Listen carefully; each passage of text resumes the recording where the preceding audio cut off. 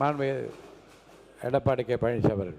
மாண்பு இது விவாதம் வேற மாதிரி போகுது, திசை மாதிரி போகுது.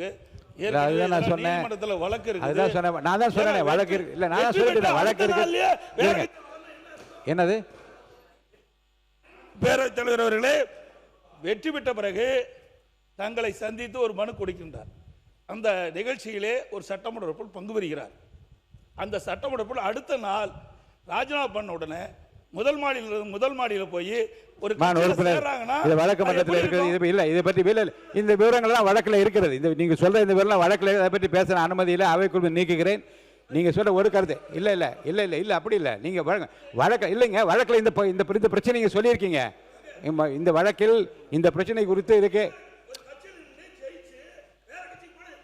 இல்ல நீங்க இல்ல இல்ல அதெல்லாம் ஒன்றும் பாருங்க இல்ல இல்ல இல்ல இல்ல உணர்ச்சி வசப்படா இல்லைங்க. இல்லை உணர்வு இல்லைங்க. இல்லை உணர்ச்சி வசப்படாது. நிதானமாக பேசுங்க. உங்கள் கருத்தை நிதானமாக சொல்லுங்க. வழக்கு மன்றத்தில் இருக்கிறது. இந்த வழக்கு சம்பந்தமான விவரங்கள் அது வழக்கு சம்பந்தமான விவரங்கள் அதில் இருக்கிறது. இருங்க. வழக்கு முடிந்தவுடன் தேர்தல் கமிஷன் எப்போது தேர்தல் மாண்பு அவை முன்னவர் மாண்பு பேரவைத் தலைவர் அவர்களே,